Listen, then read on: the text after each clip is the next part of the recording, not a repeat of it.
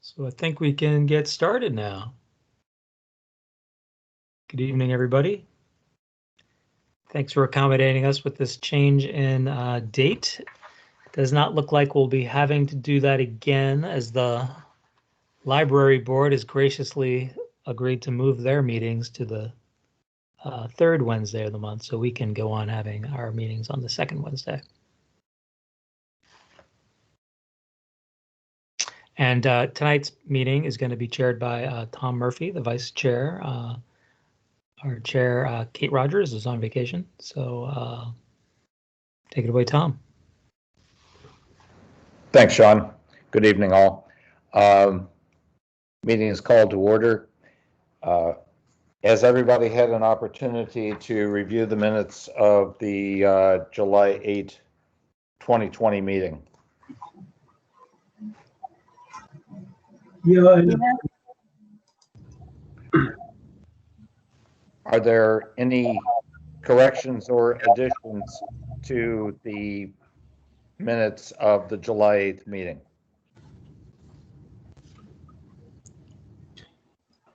No. Okay.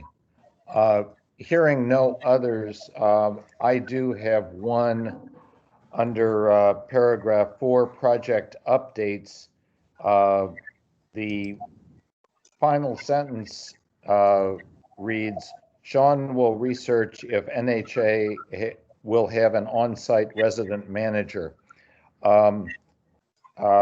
Actually, the issue is whether NHA will have an on-site resident services, an on-site resident services manager at the Senior Affordable Housing Project, and if that person will be an employee of Northwest Housing Alternatives. So I'd like that correction made to the minutes. I'll make that change. Thank you. Any other corrections or changes to the minutes? If not, is there a motion that the minutes of the July 8th meeting be approved as amended? I motion to approve. I move that they be. I second. Okay, Joe, do you know who the motion and second were? I don't, but we don't record that. Okay, if you don't care, I don't care. We go through the roster and call each person, and then that way we know if they're in attendance or not. Sounds good, if you would. Okay, so when I call your name, please signify whether you approve the minutes or not.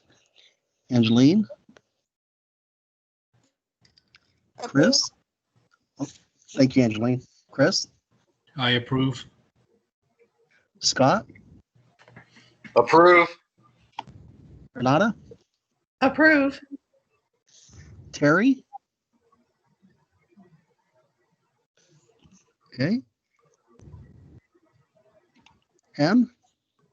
Approve. Approve. Tom Not sure if Murphy? you said him or Tim. Oh, I'm sorry. I said Ham. Sorry. Okay, sorry. Tom Murphy? Approve. Tim Myshak? Yep, approve. Caitlin? Ryan? Approve. Elise? Fez? Approve. And Justin, you're in attendance. Okay, that's everybody. Thank you, Joe. Moving on, next agenda item is follow-up from previous meetings. Sean, you got the floor. Thanks. Because of that minutes change, I did not have a chance to research that question. I thought it was the manager. I thought there was something more to it, but I'll have to get back to you next month on the resident services, whether they'll be an employee of NHA. But the two things I did write down and for follow-up was this Streets for People program that the city has and on several streets in Tigard. That's kind of the idea that streets are either closed or signs are put up that says for local access only. There was a question about would that program be coming to downtown? And I did speak to Dave Roth, the transportation manager, planner that is, and he said it's a little tricky in downtown because there's not a lot of good candidates. The streets are generally, Main and Burnham. Those would be really hard to close down because they get a lot of use. But I did suggest to him maybe, Commercial Street north of Main as a possibility. And they're gonna research that and see if it would be a good candidate. Are there any questions on that?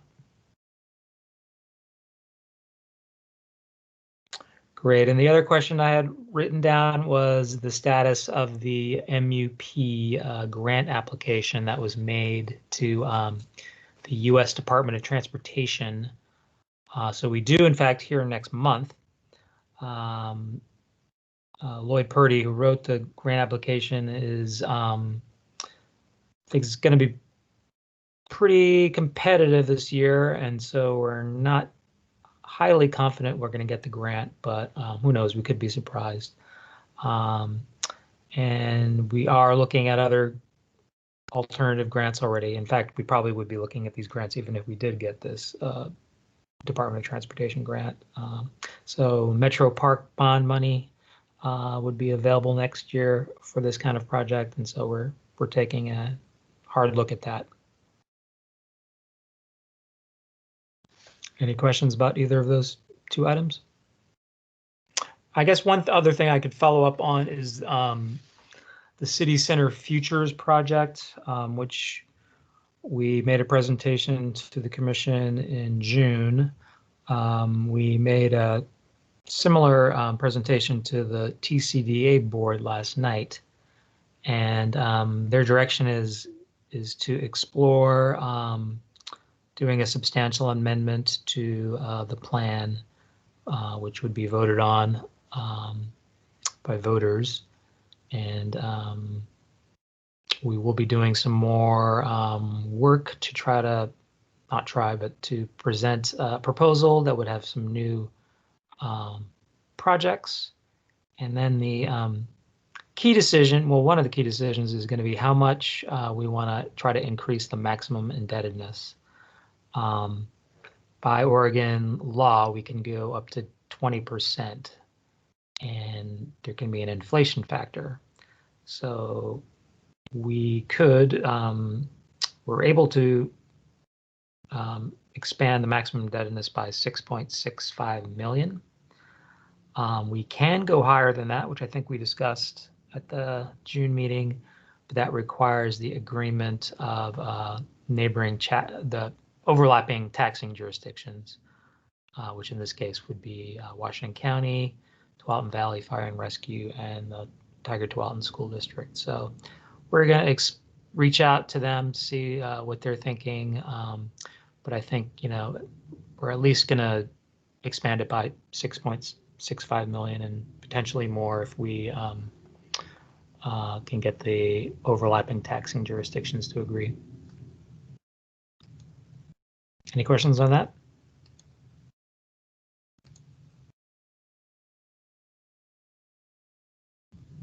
Okay. Hearing none, thank you, Sean. Next item on the agenda is an update on the Universal Plaza project. Sean, you're up again. Thanks. Let me bring up a presentation here. Share it with you.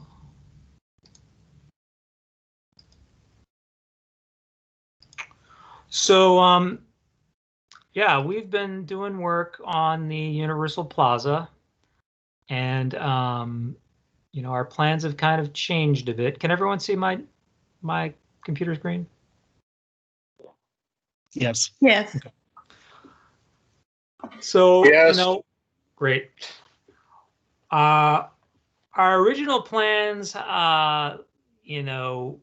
have changed since we originally formulated plans before COVID. But so we've been kind of adapting since, and we have been doing some preliminary work on concept design. We also have designed kind of a marketing piece and kind of a logo, which can be seen on our website, which you haven't visited. Recommend you do. Can you see my website? Can you see the website that I have on my screen? Not yet, Sean. Oh. Here. How about now? There you go. Okay. So yeah, this is our website, and these characters are kind of just a conceptualized idea of earth, wind, fire, and water. And if you've been by the site, you might notice them on a wrap of the fence, which is basically saying, watch this space. Cool things will be happening here, and directs people to our website. And we also have we have got a webcam that is monitoring the site 24/7. Oh, right now the lawn is being irrigated. But you can actually go back in time and see what's happened. You can watch the demolition happen. So that's a cool feature. And this paint was painted by a muralist, and they're gonna, that'll be a temporary feature as we further develop concepts. We're going to be putting out some temporary furniture out there, a temporary art installation, which I believe was, in your packet. It's going to be, scaffolding and fabric and light. So using very temporary materials, but to kind of a cool effect. So because of COVID, we're not completely sure when we're going to get people down there. We do have penciled in a date in September. I'll send out a confirmation of this date, but September 21st, when we would be inviting people to come down to the site and try to imagine what they'd like to see there. And we are forming not an advisory committee, but we're looking for advisors. And if you go to the website, actually see that we're calling for people to become a design advisor, and that takes you to another website, which is our Engage website, and we'll give you more information on how to become involved. And we are, this is early news, if you are of a poetic bent and would like to write a haiku that kind of describes what's going on in your life or everyone's life, or something nature related, the best submissions will be selected to be basically projected on the wall of B&B Printing next door. And that'll be another way to kind of publicize that, things are, coming attractions, cool things will be happening in this space soon. So we do have, not completely finalized, but this public engagement with our design advisors, we're calling them, to have site visits, socially distant site visits where people explore the space with a follow-up, digital meeting where our landscape architect consultants Rios from LA will work through these design concepts, and at the end of the process, kind of will be a feedback loop, and at the end of the process, we'll have a design concept that would be further refined and built in the next 2 years.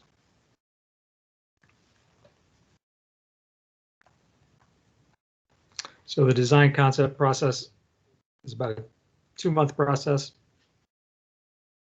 Again, it's a feedback loop where information is synthesized by the consultants. There'll be 3 concept alternatives, and then we'll land on a final concept design. So things like the, what's actually going to be there, planting, amenities, what kind of water feature and where will it be, items of that nature.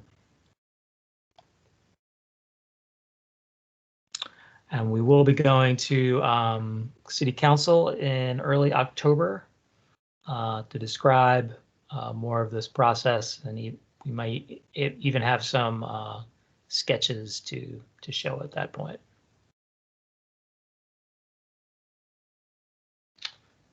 So any questions? Probably have a lot.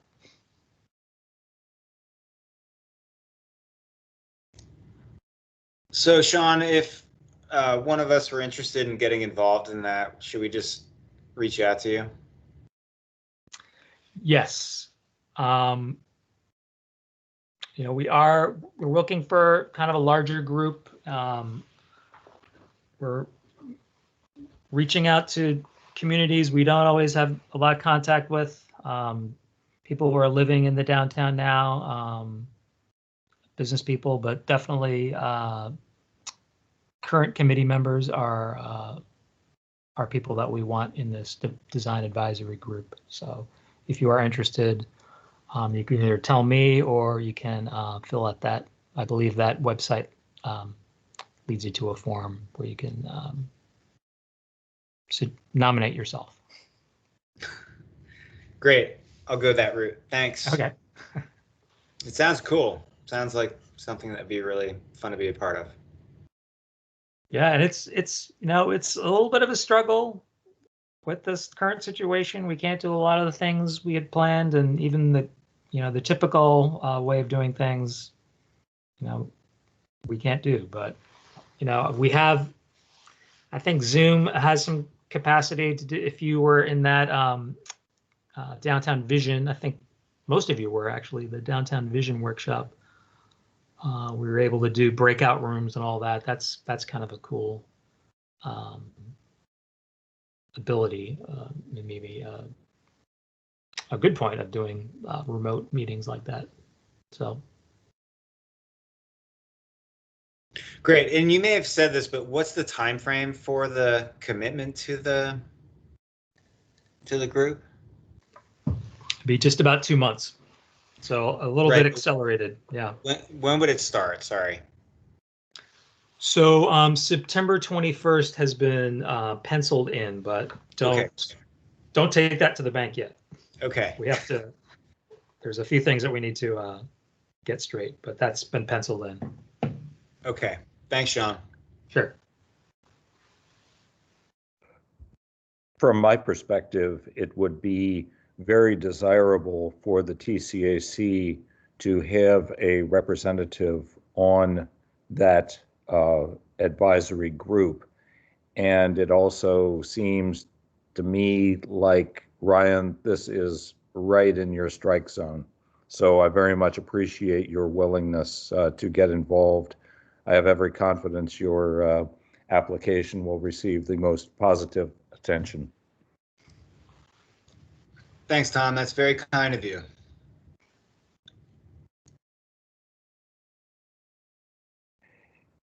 Any other questions or inputs in regard to the Universal Plaza project update that Sean just provided?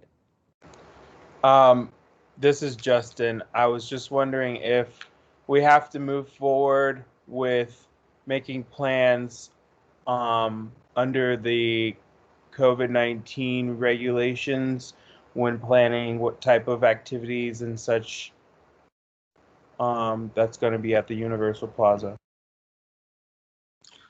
So for the temporary activities that will be there, yes, as long as COVID is still impacting us, we're going to be respecting that. But we do, we are looking at a time. We hope that COVID will no longer be the problem. It is that post-vaccine. This won't be built for a couple of years, so we're just going to assume that we're in a post-COVID world. But right, the temporary things that'll be happening there over the next few months will be, subject to the COVID regulations. Understood, Sean. Thank you. Sure.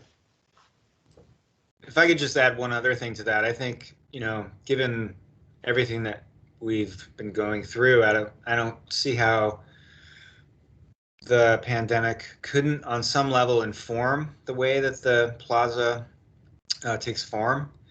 It may not necessarily be a completely socially distanced plaza all the time or anything, but it might, additional consideration might be given to, for example, just creating smaller spaces that are more private or more distanced or something like that. I don't know, but I just would think that the perspective that we've all had over the last few months couldn't help but come into play in the design process. Yeah, I absolutely agree, and I think you're right. It is going to be an issue that to be discussed at these meetings.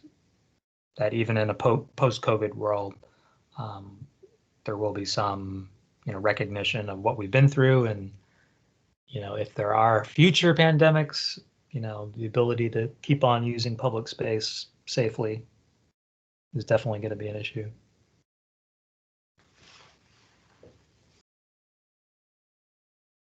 Mr. President Goodhouse, I have a couple questions. Yes. One for the website. Can we get that more out there on social media and so forth as far as people to apply for this?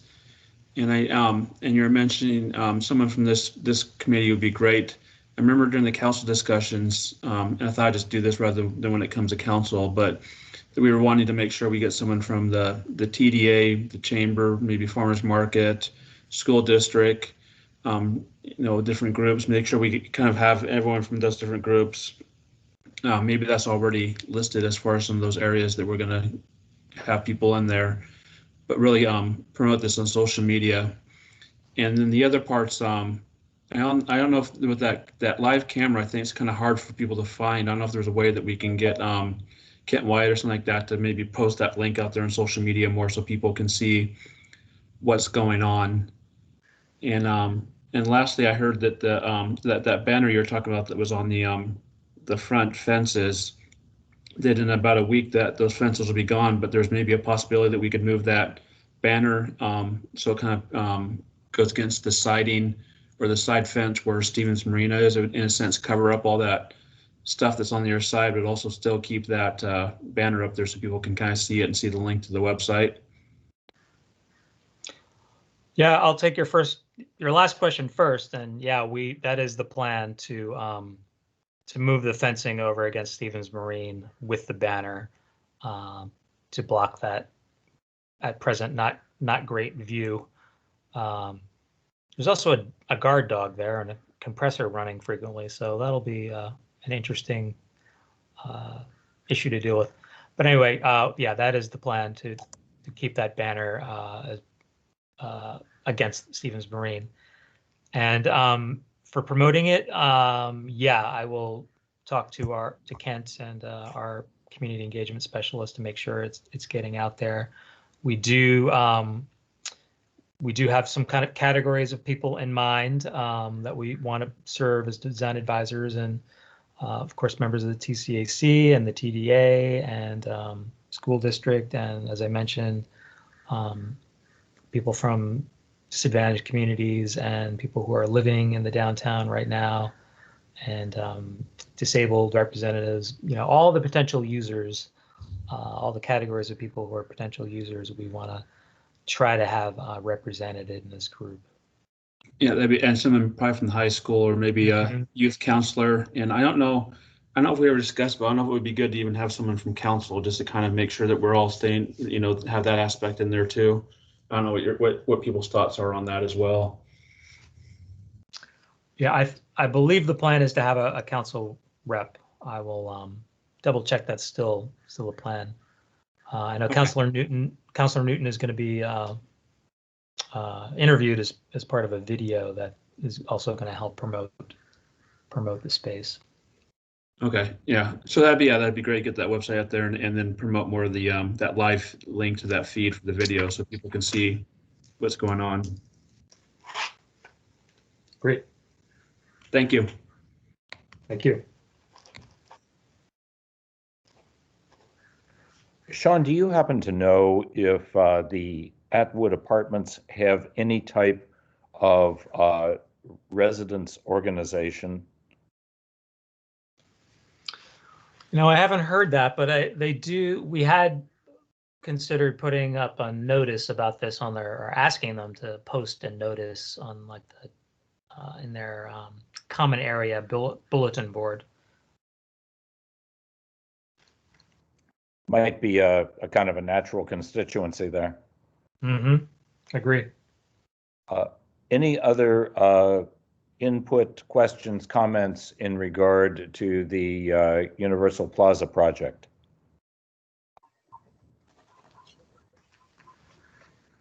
Hearing none, moving on to the next agenda item, a new Tigard Triangle Phase 2. Sean? Go for it. Change my presentation here.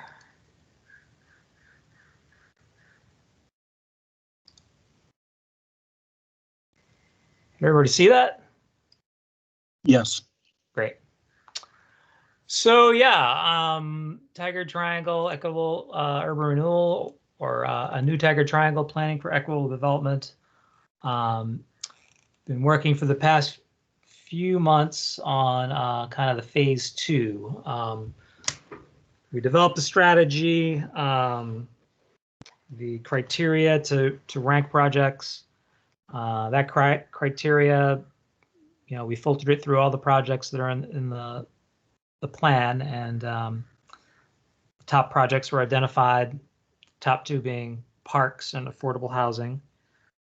And that directly led into, our budget for this current fiscal year. Two of the top projects in the budget to be funded are parkland acquisition and affordable housing. So MIG, the engineer and design firm, was scoped to look at a few infrastructure projects and provide concepts that would be the basis for further design. And these are the projects that they studied. We took a look at the OEA property as a potential park, which is that large wooded area off 72nd. We had them design some important streets, Atlanta Street, which would connect through. There is an Atlanta Street now, but it would connect through to 72nd and eventually through the Pac Trust properties, the movie theater property. We spent a lot of time on the 70th Avenue Streetscape, which is where light rail would be running should the project get funded. So looking at the whole length of 70th and seeing how to integrate light rail with all the other amenities we want to see in a street. We don't want just a bare bones street with the light rail running down it. We want it to be a functional street and that attracts new development and attracts pedestrians. So spent a lot of time on that. Took a look at the Elmhurst intersection, which is a complicated intersection because of the way light rail kind of turns off 70th onto Elmhurst, and I'll show you that in a few minutes so you can see what I'm talking about. Then we talked about with this MUP that's going to connect the triangle to downtown and hopefully be built as part of the elevated structure, light rail. How do we connect that multi-use path to the Red Rock Creek Trail? So we had maybe take a look at it. There were some engineering issues that had to be addressed. And then the streetscape on 70th Avenue, and then an idea to connect, 70th Avenue when it gets to the end of the line there, how to connect that to a multi-use path that's developing right now. So the first, not the first, but one of the projects they worked on was the potential park acquisition at OEA. And, when we took a hard look at this property, we kind of determined that there's really not a lot of flat area that could be easily used for recreation. It's just basically that corner there at the corner of the to-be-built Atlanta and 70th Avenue intersections. There is significant slope on the land that is going to be tough to deal with, and kind of a floodplain area and restoration area that really shouldn't be developed with, it could be a natural area with a path through it, but it really should not be developed as a park. So really, discovered that even though that's a nice undeveloped property, has some challenges as a active recreation area. But some good ideas did come out of it. An idea of, the way the Red Rock Creek Trail will come through there. We had originally thought, should follow along Red Rock Creek and cross 72nd kind of mid-block, which presents some safety challenges. This study kind of suggests, coming in diagonally and coming to the new intersection of Atlanta and 72nd for a safer crossing. So some good ideas came out of it. We are in pursuit of this property. We are currently being outbid for it, but we'll let you know what happens with that. We're going to definitely take a look at some other potential park acquisitions as well. So this is the Atlanta streetscape, kind of looking at how the new Atlanta will look. One consideration is we didn't want it to become a real, cut through for the area, because I think Atlanta hooks up with that Haynes Street overpass, if I'm not mistaken. So, we want people to be able to connect through, of course, but we don't want it to become like a high-speed cut through for people. So some traffic, not speed humps or anything, but ideas that would slow the traffic down. So then 70th Avenue, which we spent a lot of time on and are currently working with TriMet to try to make sure a lot of our ideas are integrated into their plans. TriMet's original plan is shown in this first column here, the Southwest Corridor Stormwater Plan. So they had this really large area that was going to be basically a stormwater retention pond, and we didn't really like that idea. That's taking up a lot of real estate with stormwater retention, which in theory is an amenity, but I think the reality of it is just kind of not always the best. And certainly in an area where we want to see more urbanized, it's not a great use. So we work with MIG to try to figure out how can we disperse that stormwater function, kind of spread it out, make it, narrower stormwater features that will still treat stormwater, which is of course very important and actually a requirement now by Clean Water Services, but can also serve as more of an amenity and also promote development that we want to see happen along this street.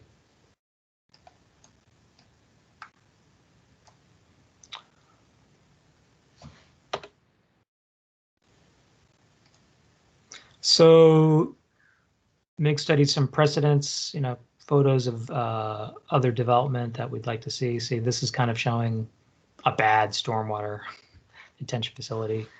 This is more what we want to see, a stormwater street. We'd also like to see it as in areas to be a curbless street, so it could be, occasionally shut down for street fairs or things like that. We'd want to have some programming to allow that kind of occasional use of the street. This idea of stormwater as a linear park, as a pedestrian amenity. We'd want to integrate some placemaking elements, of course, well-designed, public art, things like that.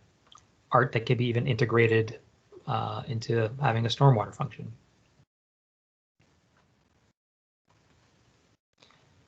So this is kind of the overview of 70th from Atlanta to Dartmouth,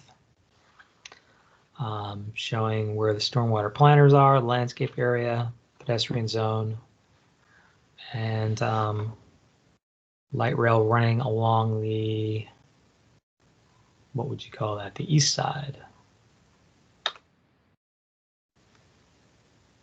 So this section shows what TriMet had originally planned. It's okay, but we thought we could do better. So this is what we proposed. So it's a similar cross section. Where the big change happens is, there's going to have to be a lot of property that's purchased by TriMet to build this and to widen 70th. And we think some of that property is going to be, too narrow to use. So that's where we are suggesting these enhanced stormwater and pedestrian amenity areas. And that area really varies by how much of the parcel is left over.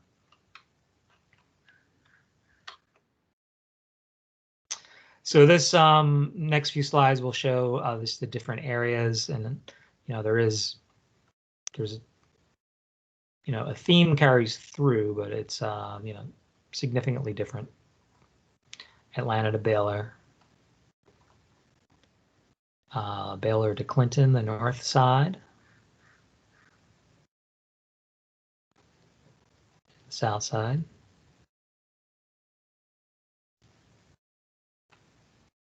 Clinton to Dartmouth, and Dartmouth, actually the light rail is going to ramp up on a structure to get over Dartmouth.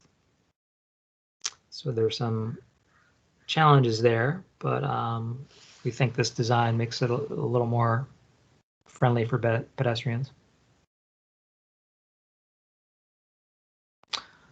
Here's more of an oblique view showing what it would look like. Pretty cool, that area on the left there, the big wide pedestrian areas, that's not going to be everywhere. That's only going to be where there's sufficient remnant parcel.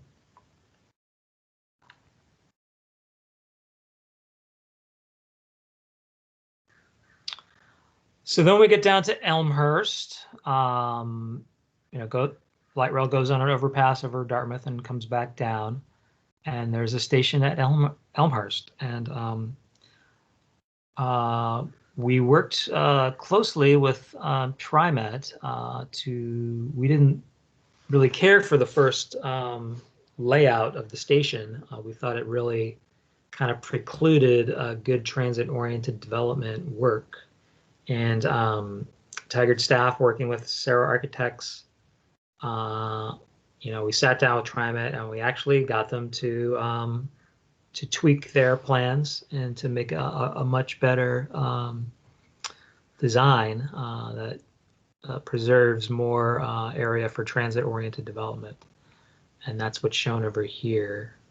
This also has a concept of a public plaza that would be across the street on the other side of 72nd. Just a concept right now, but we are talking to the property owner.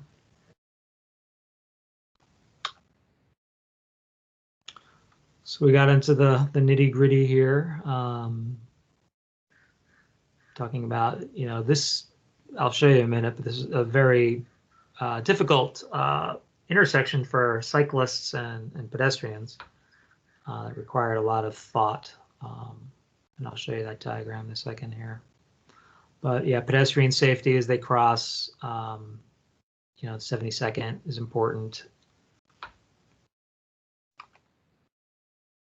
So yeah, this is showing what cyclists are supposed to do, follow the green line, and it's a little confusing, but I think people will get the idea when they're actually out there.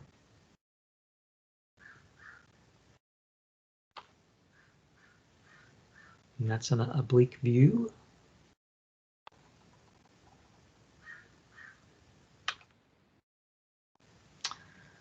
And then the last thing we have drawings for here is this MUP, not specific design of the MUP, which TriMet will be working on, although they've let us know we have to go pay for it through other sources, through different grants.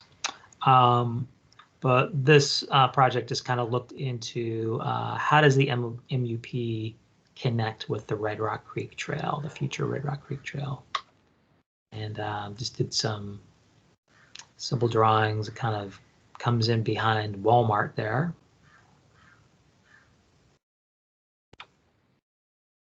And that's more kind of, yeah, there's some grades there that had to be taken into consideration because of ADA requirements that really had to be thought out.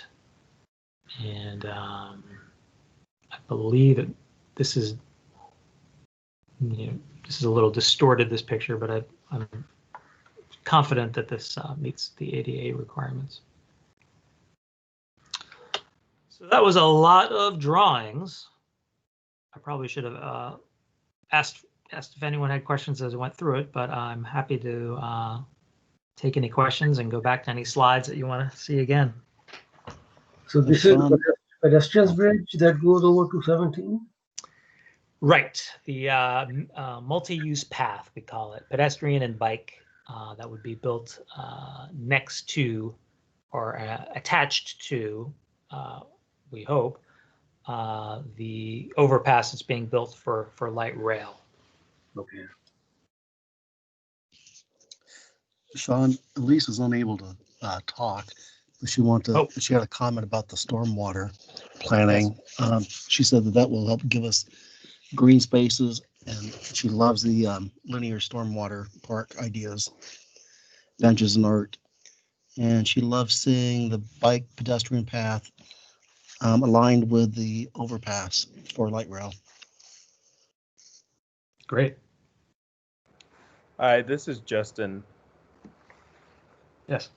I thought you guys did a phenomenal job, especially with the streetscape attention to detail on 70th Avenue and the stormwater as well as the linear park and the street precedents. I mean, the open spaces and the use of green spaces and, other uses that the city can use, like shutting down the street for fairs or even emergency personnel, like for anything. It looks very good for the city of Tigard. I would say, however, I would recommend Winkleman Park for the very first slide, the area that seems a little hard with the floodplain and the water reserve. It is a dog park. It's out of Beaverton, Winkleman Park, but it's on a pretty steep slope, and there's some area up top for pedestrians to hang out, but it's really good exercise for dogs, and that could be a nice extra space use. But I do like how you include the stormwater usage in that area. So very nice presentation. Thank you. Thanks. And that's called Winkleman, W-W-I-N-K? So it's actually spelled Winkelman. Yes. Okay. All right.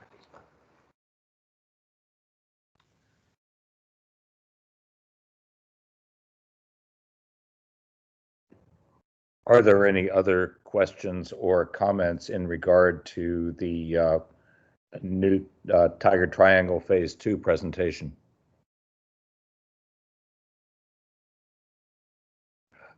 Sean, what is the next step? Yeah, well, there's several next steps.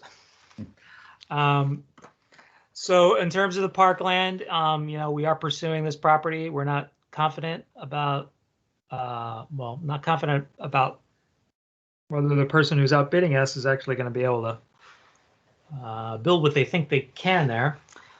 But in the meantime, we are going to start looking at some other potential buys, because we do think with all the people moving to this area that active recreation space is definitely necessary. There's some properties we know about that are, really good natural areas that, can't be built, that will be preserved, including, even if we are not successful in purchasing the OEA, the floodplain and restoration area, that will likely revert to public ownership. So at least there would be that kind of natural passive public space there. So we're going to be looking at other alternative sites for active recreation. For 70th Avenue, we're actively working with TriMet to integrate our plans. There would probably be some shared costs to building 70th Avenue to that degree, and it would just be a matter of working out who pays for what. TriMet would probably build what they need to build to build their project, and the TIF district might be paying for the extras. That's one possible outcome. So a lot of this 70th Avenue, the Elmhurst area, that all depends on light rail happening. Although, even if light rail does not happen, we still want to see 70th Avenue as a major spine. Maybe seeing 72nd would be the higher traffic street as it is now, and then 70th could be the more pedestrian and bike focused parallel street. Yeah, so a lot of it does depend on light rail. Sean, thanks for all the info. I was under the understanding that there was a hydrology study underway for the triangle. Yes. Can you give us an update on that? As much as I can. Our city engineer, not city attorney, is the lead on that. And, it's a really long process. She has reviewed these plans, and she believes they are consistent with what will be coming out of the CWS plan. Yeah, I'm sorry I don't have a better update for you. I meant to check in with Lori Feja, but it is underway. These plans would be consistent with that, and I'll try to get more information for the next meeting. Thanks, that'd be great.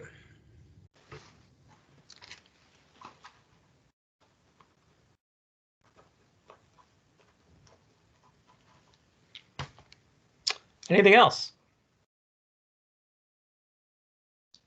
If there are no more questions or input in regard to the new Tigard Triangle Phase 2 presentation, we move on to an update on the AVA project in the downtown district.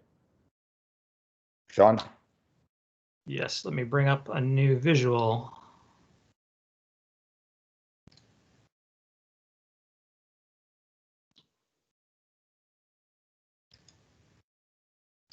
We can see it. Oh, you can? Great. Oh, well, you just took it off. There it goes again. Okay. Here it comes. Yep. Okay, you're there. Great.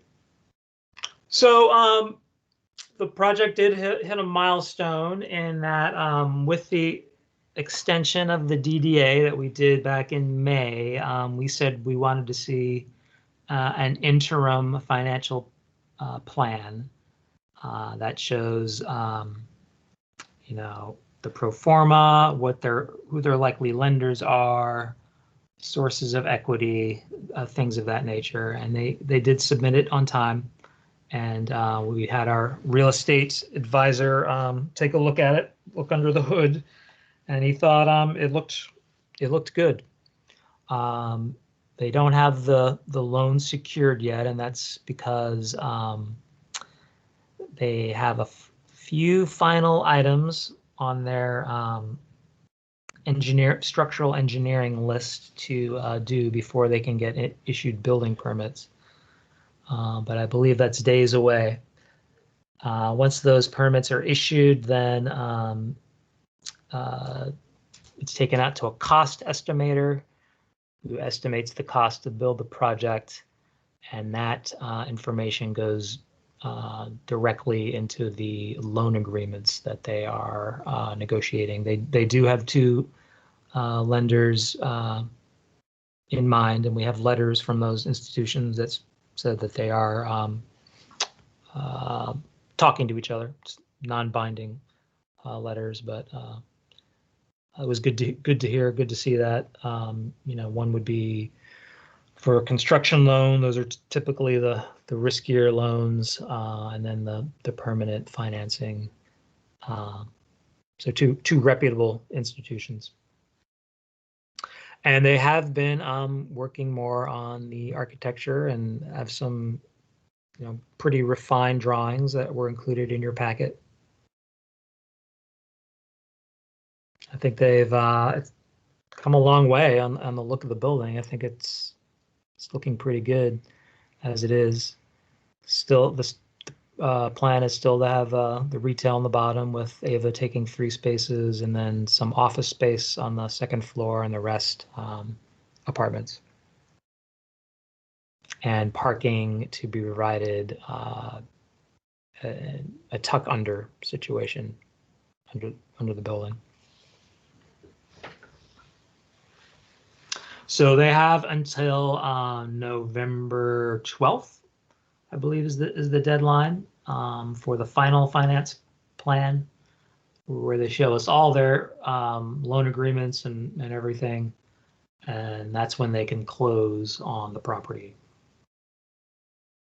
That's when we would sell them the property, and you know, construction would begin. Depending on when they want to start, you know, there's some benefits not starting in the winter, so it would probably be happening in the spring. It is because it's, you know, there had been a thought that because of COVID, I mean, COVID has definitely messed up a lot of people's financing. Banks are being a lot more cautious. Things that were already in motion have been progressing, but things that were in a more preliminary state have had some roadblocks. There was thought that construction costs would go way down, and we had a couple of real estate advisors who've been telling us that's not necessarily the case. That although there are, some construction people out of work, that the protocols that are in place now for COVID are, adding some costs, adding some time to projects. So that's what we know. But overall, it's looking good. We were happy to see that our real estate advisor thought that the numbers looked good and legitimate and realistic. One thing, Sean, the material cost is going really up. For example, wood went up 40%. I couldn't quite hear you, Fayez. You were very low and distorted. Oh, sorry. The cost of construction for the materials is really going up, and I know that, for example, that wood went up 40% the last few months. Mm-hmm. So Yeah, that could be an issue for them. Couldn't quite hear the last things you said there, but yeah, wood has gone up. Steel, I don't know. This is not a steel frame building, but I'm sure there'll be a little bit of steel. That's gone way up because of tariffs and stuff. But yeah, materials have increased and construction costs haven't gone down. I mean, the labor costs have not gone down. They may not have gone increased significantly, but they haven't really gone down. Yeah, the general condition went up quite a bit because Mm-hmm. of COVID and the requirements, and also then mandating that. Right.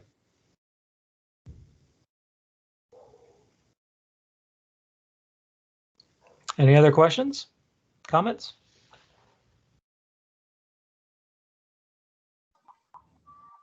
I'm trying to locate this building. Is this on the kind of northwest of that intersection?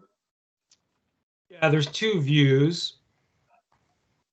So that's looking at it as you come south off 99. Fano Creek is here. And then the cafe would be here, and there would be some outdoor seating. Uh-huh. And this is the, if you're coming in from the north. So there, that brick building should be there. That doesn't mean they're planning on buying it. That brick building will be there. So the vintage store is right across the street. Sean, Elise wants to know, will there be any changes to the Main Street design and drainage from our existing design? They're proposing one small change. I can't remember what it is, but it's something to do with realigning their driveway. But they, they're on the hook for paying that change. For the most part, it won't be changing, but they need to move one of those planters for better driveway access.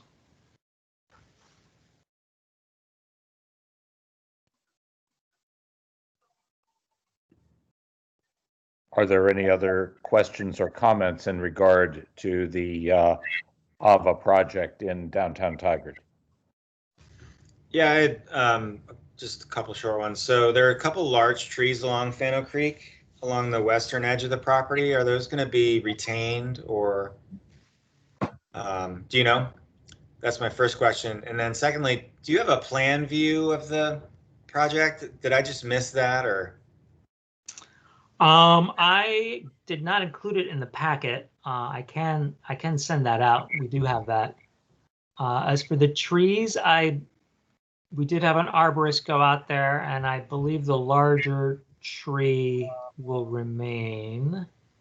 And then they're supposed to plant a bunch of new trees, kind of in the ODOT right-of-way area. So I'll dig up those plan view plans and send them out to the commission. Thanks. It's not urgent, but it'd be helpful. Okay. And they'll also be replanting that that area pretty degraded along the banks of the Fano Creek there. So that's part of their responsibility is to restore those banks. Native Yeah, I'm plant. sure Clean Water Services was all over them for that. Yeah. Is there anything else from the commission? Okay, thank you, Sean. Thank you. Next up is agenda item 7, the TCAC letter to TriMet on the Hall Boulevard station. I believe that Sean sent out a draft of that letter to the commission either yesterday or earlier today. I don't recall, but Earlier today. okay. So I hope folks have had an opportunity to review it. Sean, do you? Before I forget to ask, is Councilor Goodhouse in attendance? Yes. Good. I wanted to be sure that your eyes were on this letter because I know that you had particular concerns in regard to the proposed approach to development of the Hall Street station. Sean, do you want to provide some background on why this letter has been generated? Yeah, well, I think it arose from TCAC, the Transportation Advisory Committee, wanting to express their concerns and desires of things that they thought was missing from the project. And I thought it would be a good idea for the TCAC to also write a letter. I think that's how it happened. But at any rate, the TCAC is the advisory committee where, the 2 areas where there's going to be 3 key stations. We thought it would be good for you to express your concerns, and kind of we've been talking to TriMet at the staff level to try to push this TOD argument, and we've made some headway in the triangle, the Elmhurst station, but not as much headway with the Hall station. And so for that reason, we thought this would be a good time to have the TCAC make their concerns known. And they'll be hit with a one from the TTAC and one from the TCAC, and in a 1-2 punch. And we'll see what that happens. They're very I know TriMet is they want to be accommodating. They want this ballot measure to pass. I know they're trying to be accommodating, but we want to see more happen. We've made some headway. No, I don't think there was any commitments, but some headway about potentially moving the alignment of the OMF facility, which would open up more TOD land. No firm commitments, but from them, but they're at least exploring the possibility of doing that. So I think it would be good for this committee to share their concerns and emphasize, what they've been hearing from staff and what they've been hearing also at the political level from the mayor and other councilors. So Sean, a few months ago, there was some discussion about number of parking spots at that station. There were not enough parking spots. Has anything been done in that area? So yeah, I mean, we want to, we're not opposed to park and ride. We don't want the downtown, the Hall Street station just to be a big parking lot where people park and get on the light rail. That doesn't do much for downtown development.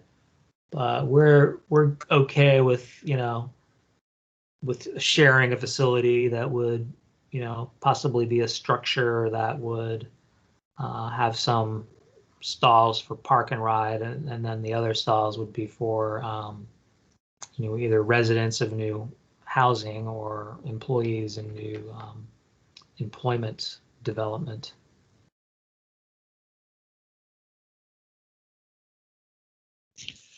Sean, Elise noted that at the Southwest Corridor Committee meeting, they've been advocating for the increased TOD land and undergrounding more of the excuse me, stormwater facilities under the maintenance facility. Next meeting is in September. Thanks for bringing that up, Elise. Yeah, the TriMet's hearing similar things from the CAC, so might as well hear from the city's committees as well.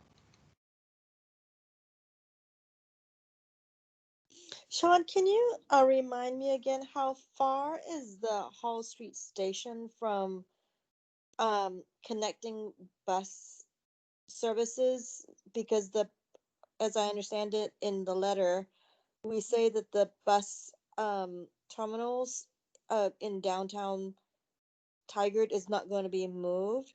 And so if people need to have connectivity from the light rail to connecting to buses, how problematic is that going to be?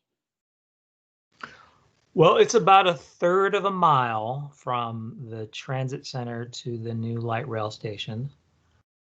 That's not a huge distance, but it's also not a great distance to have to walk, especially if it's inclement weather, which Right. it frequently is.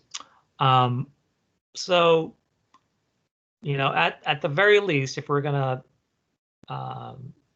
accept that the transit center will not be moved, at the very least, we want to have good pedestrian amenities along Commercial Street, and most crucially, a very safe and redesigned intersection at Hall Boulevard, which is, you know, it's pretty high speed, auto centric street right now. So we'd like to see that redesigned and made more a slower and more pedestrian friendly, and a very safe crossing there for people to get to the light rail station. Right. So I would imagine for, you know, for safety purposes that it would be well lit and, you know, and all of that. And maybe there would be opportunities if, you know, it's, you know, within a third of a mile, like you mentioned, not only from a safety standpoint, but whether there might be opportunities for, I'm not entirely sure, but like, you know, maybe like commercial, you know, along that path. Yeah, that would be absolutely ideal. People usually don't mind walking if there's something interesting to look at, and Right. you know, shops and active retail storefronts are more interesting to look at than a factory that's there now. I mean, we don't want to chase out all of our factories, but would be, you know, for the pedestrian experience, would prefer to have some more retail activity along Commercial.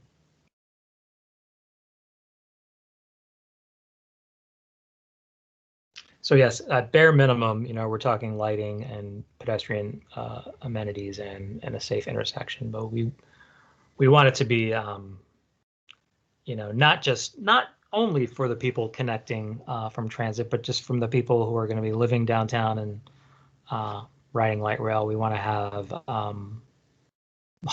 Hall Boulevard have a much different feel, and that's why we're in discussions with ODOT to take it over if a deal can be worked out there. Right. Right. Are there other questions or comments in regard to the draft letter? Council President Goodhouse, one recommendation I would make is not only sending it to TriMet, but I would send it to Metro. It's good just to pass it on to the council so the council knows what's going out, and that way the council and the mayor know. It might be good though to send it to the steering committee, the Southwest Corridor Steering Committee as well. But it would be good to send it to a couple different entities, not just only TriMet, because TriMet is the one we're kind of having the problem with. So it's good to send it to them, but it's good for other agencies to know that are involved in this process what we feel like is not being met and what we want done. Councilor Goodhouse, do you, yes, I think those are excellent additions. Do you think it is sufficient to add Metro and the steering committee as carbon copy recipients on the letter? Yes. Okay.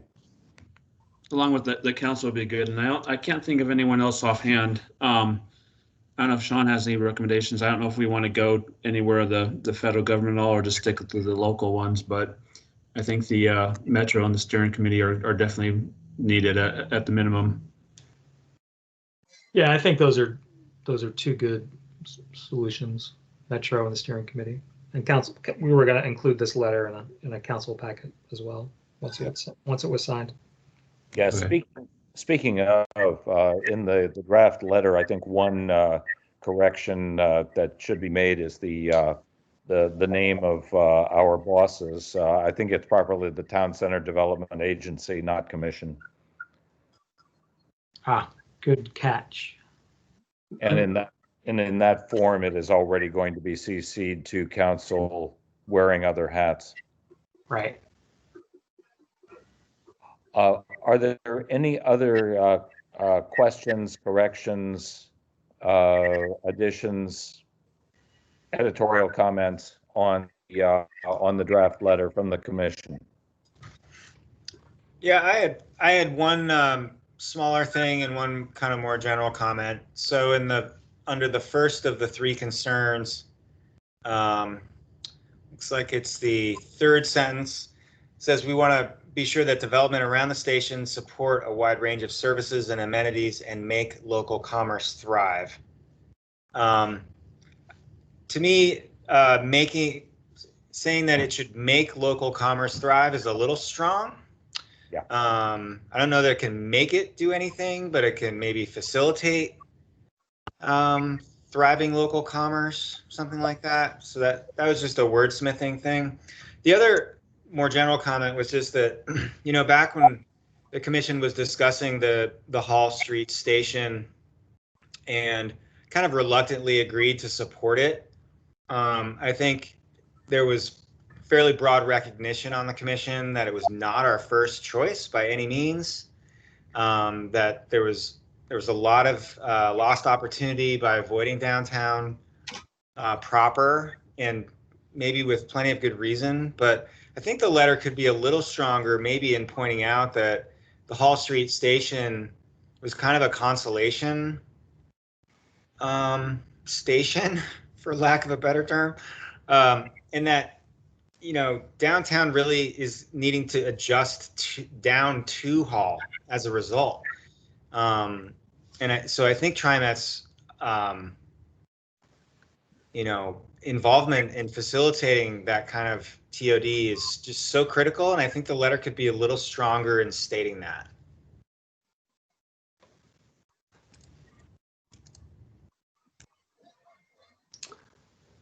Yeah, I can work with Kate on in capturing that sentiment. Yeah, and I don't mean to suggest that it's universally held on the commission today, because it was a year and a half ago maybe that we were faced with, wow, we're going to support Hall Station or not. I mean, we did, of course, but I just want to put that context out there, not to suggest that the commission today necessarily feels the way that I'm just sort of, providing the historical context for it. Yeah, I think that's a good idea to convey that sentiment. Yeah, the second sentence here is kind of getting at that, but it could be more explicit. Right. Yeah, I think that's the place to do it, maybe.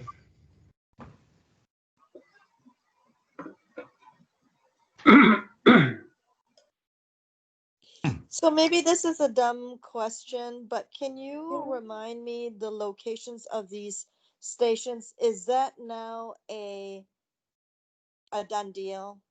In other words, it's been decided, and if light rail is going to occur, then the locations of the station is set.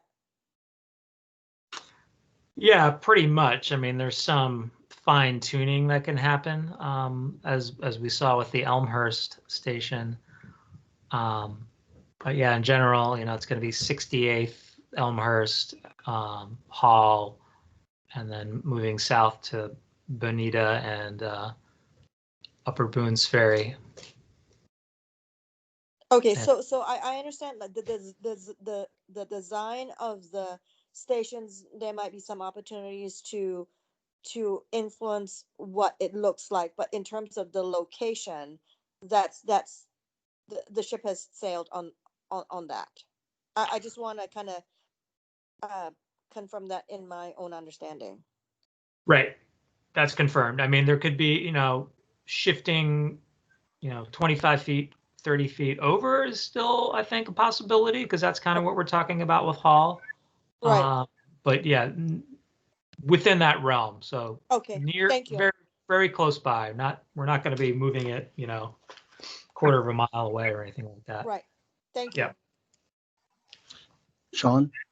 Yes. Elise had the suggestion the historical context should also include that we were voiding the NOAH apartments in the area, naturally occurring affordable housing in the area due to the lack of affordable housing.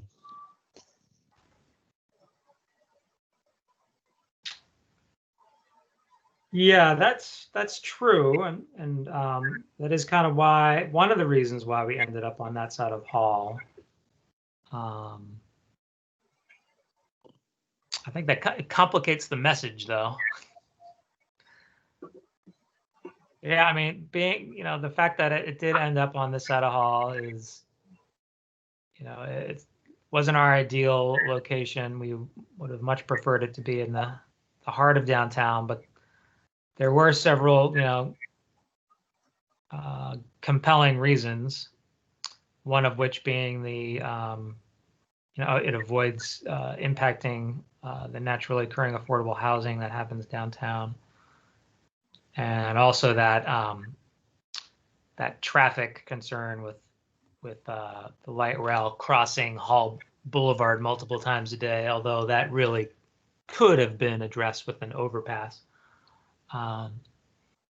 So yeah, I mean, there are good reasons why it ended up on Hall Boulevard in that location, but it's still not wasn't our preferred location for many of us. Some, there are good reasons to support the station in that location, and there's good reasons not to, but it's there now.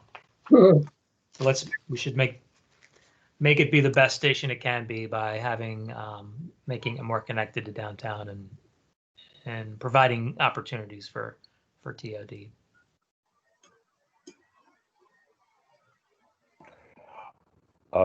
In regard to the first point that Ryan made, I think that that third sentence in paragraph 1 could be pretty readily reworded to instead of help local commerce thrive, make that promote local commerce, period. So there's parallelism with support a wide range of services and amenities and promote local commerce, if that's acceptable to the commission.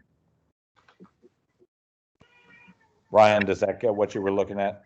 Oh yeah, absolutely. I think it's just promoting, facilitating. I think that's a great suggestion, Tom. As to the more substantive change in paragraph 2, I think that we've got the concept as far as further wordsmithing. There's a couple of ways that we can proceed rather than trying to rewrite it now, which is probably a bit cumbersome. One, that change can be incorporated and this can be returned to the agenda in September, or alternatively, if we want to get the letter out sooner rather than waiting for the September meeting, if this commission authorized the letter to be finalized with that change and with the additional carbon copies to Metro and the steering committee, and essentially put its faith in Kate and Sean to capture the intent of that proposed change, we could act on it now. One consideration, Councillor Goodhouse, do you believe, as things stand now, with the vote looming in early November, is there much difference in TriMet getting this letter now as opposed to the second half of September? I think it's, I mean, TriMet, every week things are changing. So the sooner the better. Okay.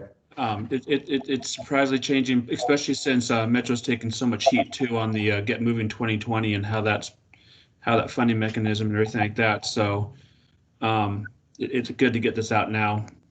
Okay.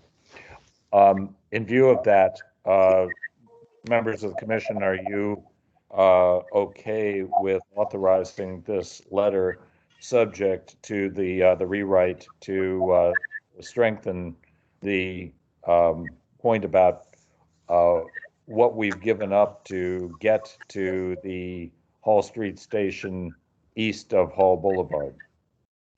Yes. Okay. It's fine with me. I think that's a good idea.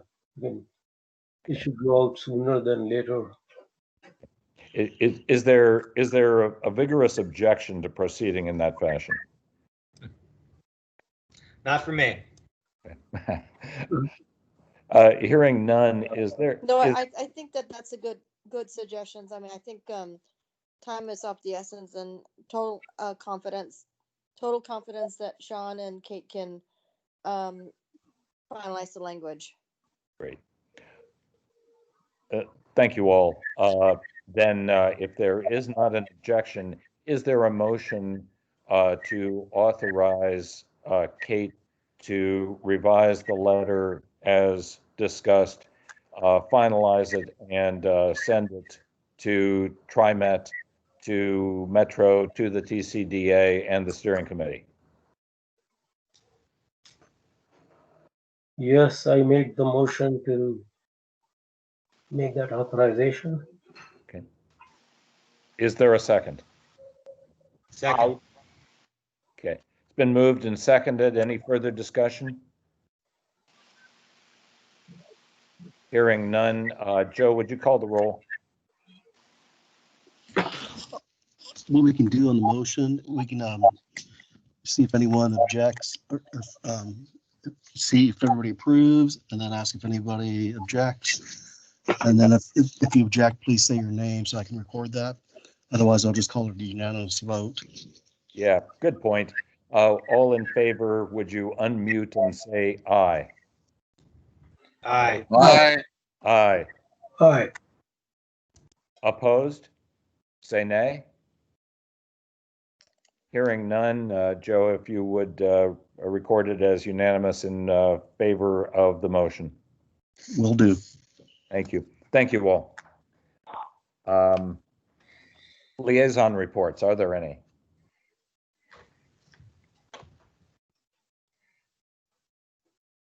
I got nothing.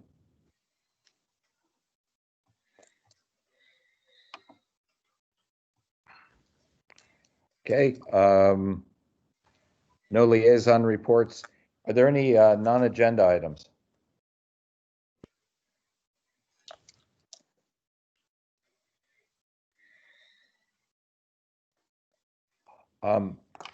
Sean sent an email a week ago tomorrow, August 13th, regarding the final Southwest Corridor conceptual design report.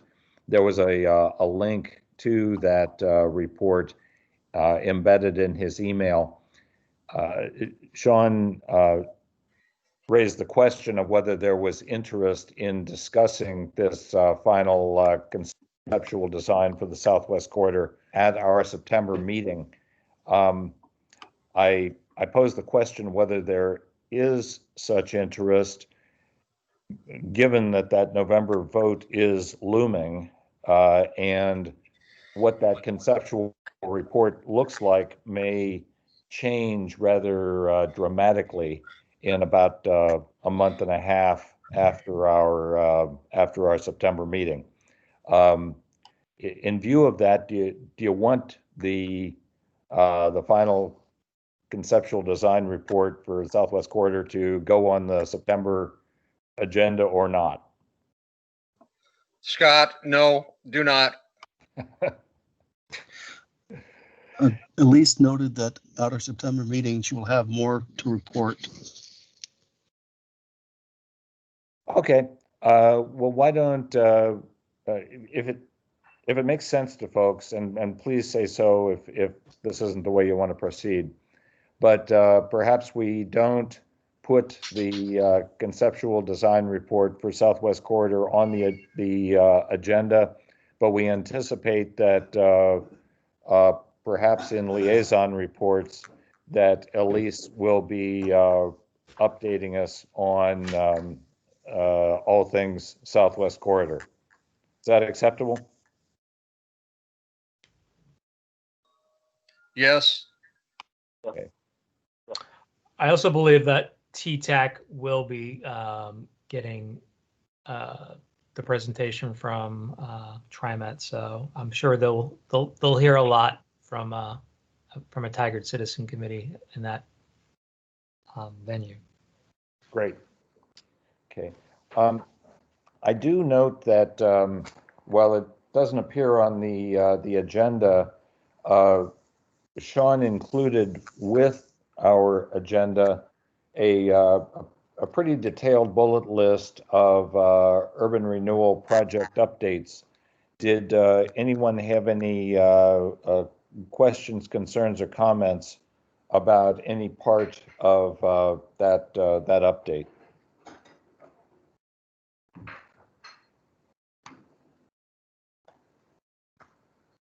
I would just say that SEPA is pretty excited to work with the city of Tigard and bring more affordable housing opportunities to our city. I'm sure that was Justin who was speaking, and I don't know if it is generally known that Justin is now a member of the board of directors of Community Partners for Affordable Housing. But I want to thank Justin for continuing the tradition of support within our commission and within the city of Tigard for affordable housing in this community. Thank you, Tom. Thank you. And I appreciate you for the introduction.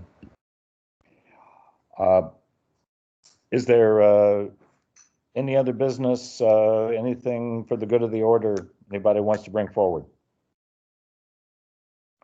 Hearing none, is there a motion to adjourn?